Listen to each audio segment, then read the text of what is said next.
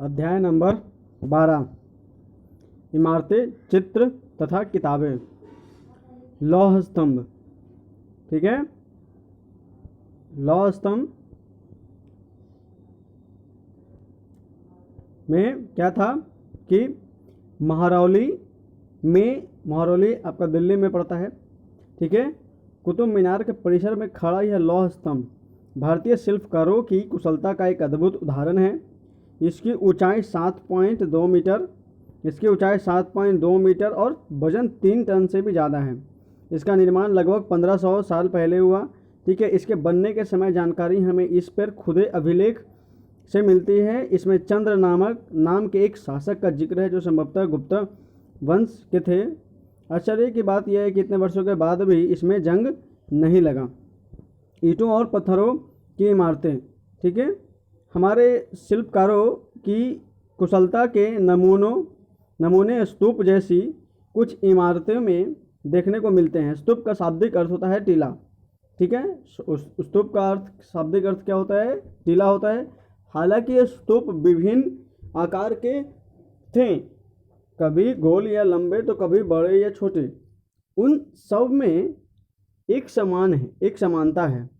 प्रायः सभी स्तूपों के भीतर एक छोटा सा डिब्बा रखा रहता है। इन डिब्बा में बुद्ध या उनके अनुयायियों के शरीर के अवशेष जैसे दांत, हड्डी या उनके द्वारा प्रयुक्त कोई चीज़ें या कोई कीमती पत्थर अथवा सिक्के रखे रहते हैं। मतलब एक डिब्बा में रखा रहता है।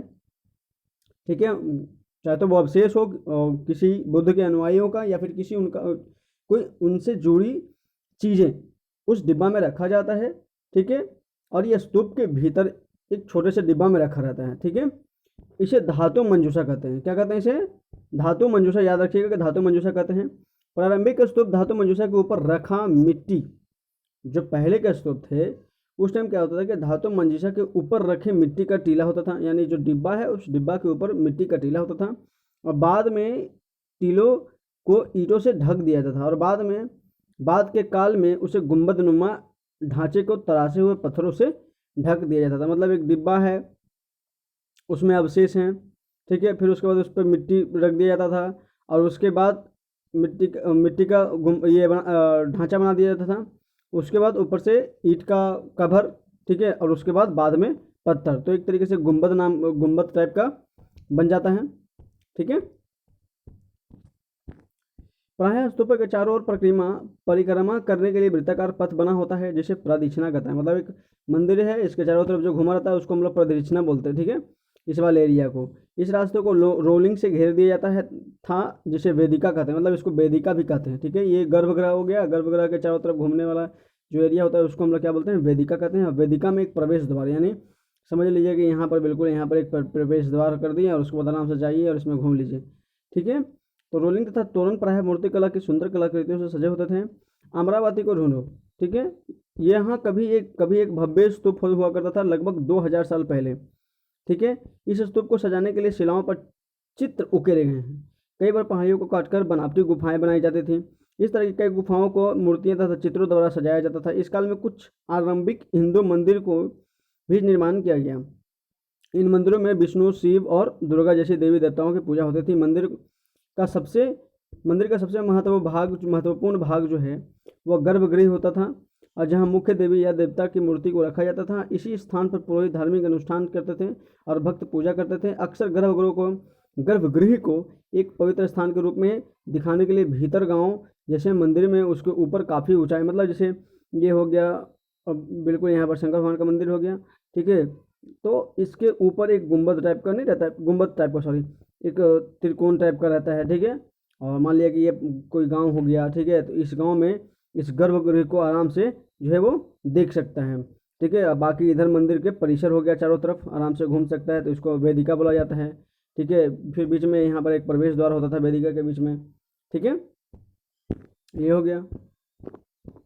ठीक है, और ऊपर उत्तर प्रदेश के भीतर गांव का एक आरंभिक मंदिर यहाँ लगभग 1500 साल पहले पक्की ईंटें और पत्थरों से बनाया गया था। दाएं महाबलीपुरम के एकाश्मिक मंदिर, इनमें से प्रत्येक मंदिर एक ही विशाल पहाड़ी को तराश कर बनाया गया है, इसलिए इन्हें एकाश्म कहा गया। ईंटों से बनाए जाने वाले मंदिरों से यह बिल्कुल भिन्न होते थे। ठीक है, और ईंटों से बनी इमारतों में नीचे से ईंटों की एक एक तह को जोड़ते हुए ऊपर की ओर ले जाते थे। ठीक है, मतलब नीचे से एक एक ईंटों को जोड़ते जोड़ते जोड़ते जोड़ते जोड़ते क्या करते थे, ऊपर की तरफ ले जाते थे। जबकि चट्टान तराश कर बनाए जाने वाले मंदिर को पत्थर काटने वाले ऊपर से नीचे, यानी अगर मान लिया कि ईंट वाला मंदिर बनाना है तो नीचे से ऊपर की तरफ ले जाता था। ठीक है, लेकिन अगर पत्थरों का मंदिर बनाना है, चट्टानों का मंदिर बनाना है तो ऊपर से नीचे काटते काटते नीचे आते थे लोग। ठीक है, अब नीचे डायरेक्ट, सही बात है, नीचे से कैसे काट देगा।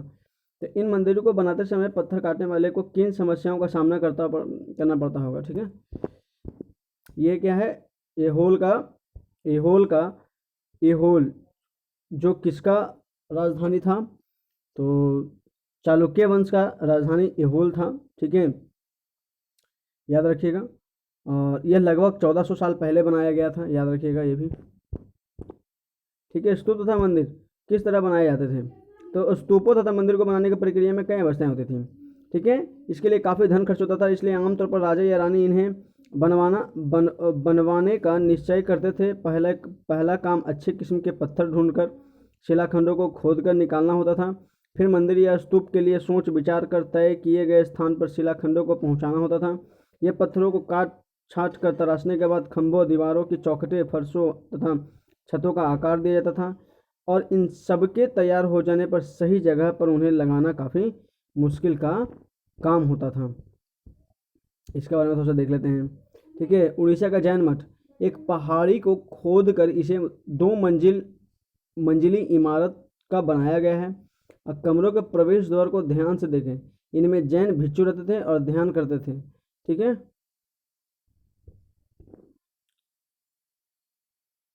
क्या है ये, राष्ट्रीय संग्रहालय नई दिल्ली से एक मूर्ति का चित्र। ठीक है, इस तरह के शानदार ढांचों को निर्माण करने वाले शिल्पकारों को सारा खर्च संभवतः राजा या रानी ही देते थे।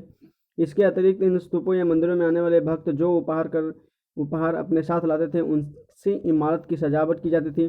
जैसे हाथी दांत का काम करने वाला श्रमिकों से संघ ने सांची के एक अलंकृत प्रवेश द्वार तोरण को बनाने का खर्च दिया जाता था।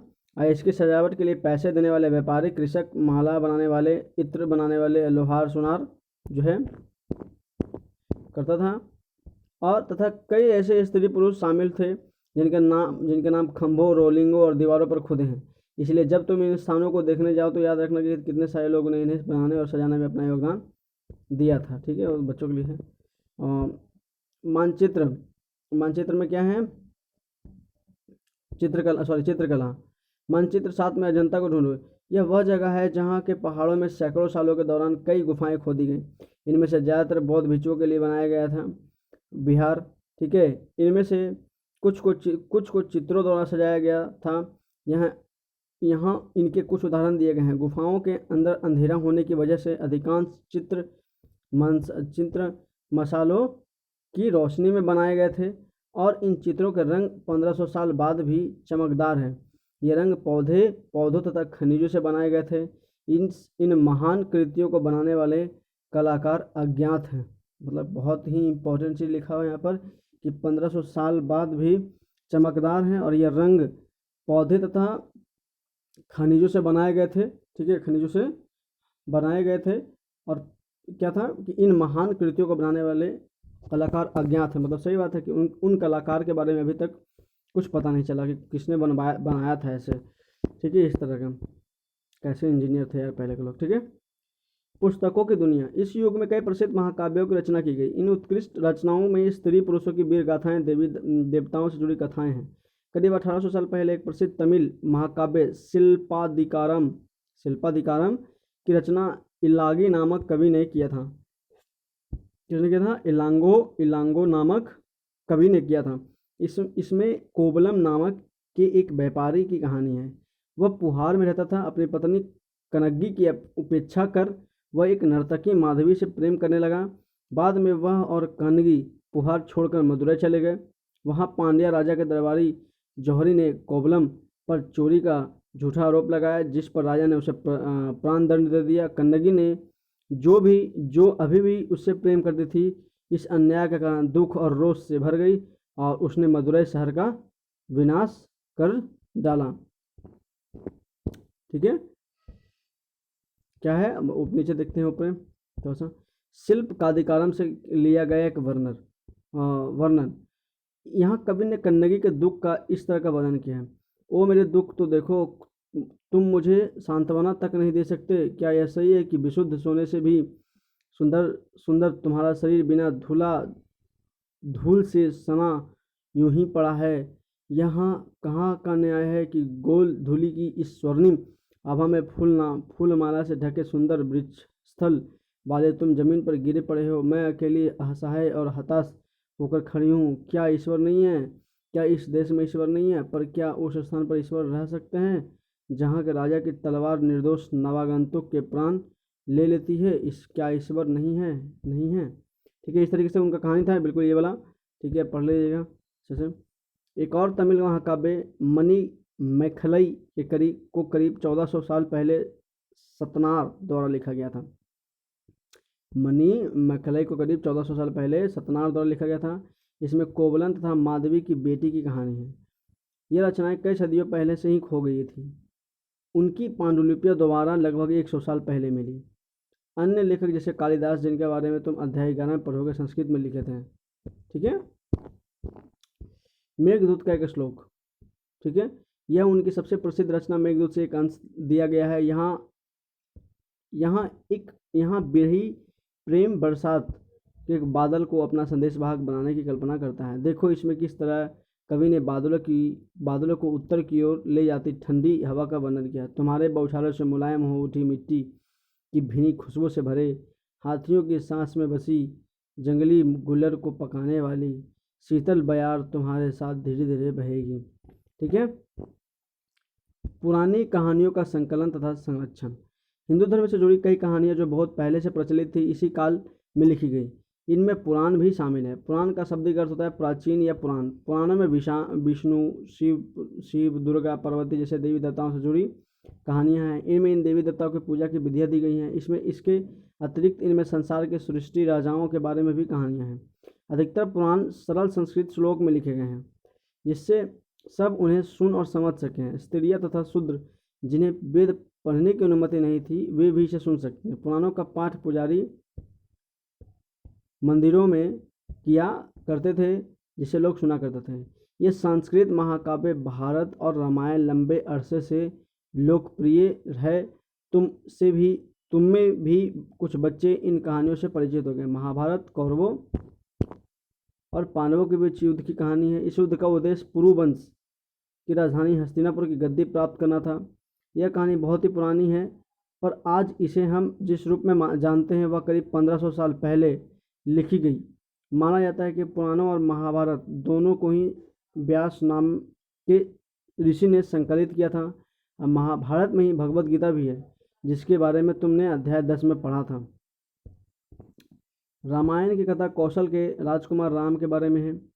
उनके पिता ने उन्हें वनवास दे दिया था। वन में उनकी पत्नी सीता को लंका के राजा रावण ने अपहरण कर लिया था। सीता को वापस पाने के लिए राम को लड़ाई लड़नी पड़ी। वे विजयी होकर कौशल की राजधानी अयोध्या लौटे।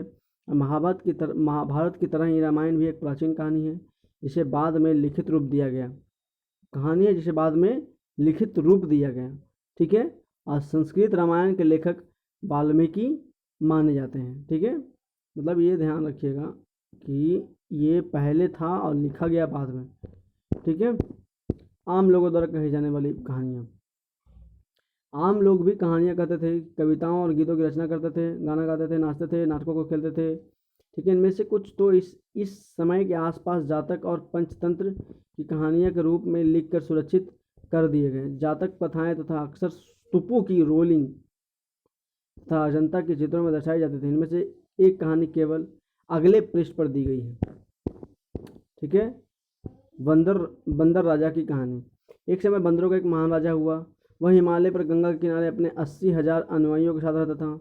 इन सारे बंदरों को एक खास आम के पेड़ के फल बहुत प्रिय थे।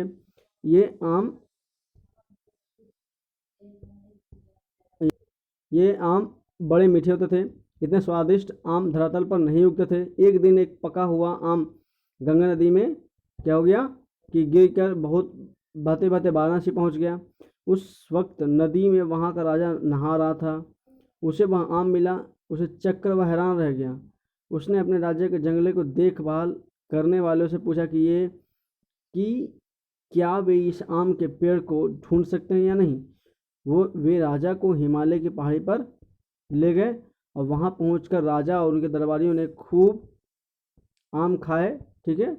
और रात में राजा ने देखा कि बंदर भी पके आमों को मजा ले रहे हैं। राजा को यह बात बुरी लगी और उसने उन्हें मार डालने का फैसला लिया। बंदरों के राजा ने अपनी प्रजा को बचाने के लिए एक योजना बनाई। उसने आम के पेड़ की टहनियों को तोड़कर आपस में बांधकर नदी पार एक पुल बनवाया। इससे एक छोर को वह तब तक पकड़े रहा जब तक उसकी सारी प्रजा ने नदी को पार ना कर लिया। पर इस प्रयास से वह इतना थक गया कि मरणासन होकर गिर गया। और राजा ने जब यह देखा तो उस बंदर राजा को बचाने की काफ़ी कोशिश की गई, पर वह सफल न हुआ। बंदर राजा की मृत्यु पर उसे बहुत शोक हुआ और राजा ने उसे पूरा सम्मान दिया। और मध्य भारत में भरहुत के एक स्तूप से मिले एक पत्थर पर उकेरे गए चित्र में इसे दिखाया गया है। ठीक है। ये रहा आपका पुल। ठीक है। इस डाली को ठीक है यहाँ से पकड़ा गया और यहाँ से जो है पार होते गए लोग। ठीक है। फिर वो राजा बंदर जो है मर जाता है। फिर जो राजा है ठीक है उसको सम्मान देता है। ठीक है। विज्ञान की पुस्तकें। ठीक है। इसी समय गणितज्ञ और खगोलशास्त्री आर्यभट्ट ने संस्कृत में आर्यभट्टियम नामक पुस्तक लिखी। इसमें उन्होंने लिखा कि दिन और रात पृथ्वी के अपने धुरी पर चक्कर काटने की वजह से होता है, जबकि लगता है कि रोज सूर्य निकलता है और डूबता है। उन्होंने ग्रहण के बारे में भी एक वैज्ञानिक तर्क दिया। उन्होंने वृत्त की परिधि को मापने की भी विधि ढूंढ निकाली, जो लगभग उतनी ही सही है जितना कि आज प्रयुक्त होने वाली विधि।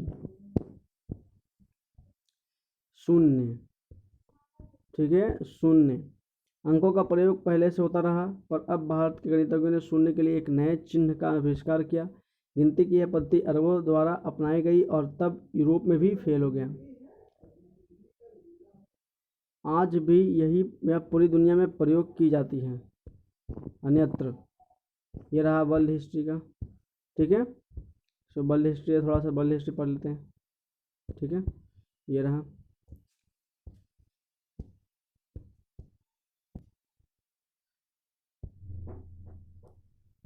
कागज़ आज हमारे रोज़मर्रा की ज़िंदगी का हिस्सा बन गया है। जो किताबें हम पढ़ते हैं वे कागज़ पर छपी होती है। उसी तरह लिखने के लिए हम कागज़ का ही उपयोग करते हैं।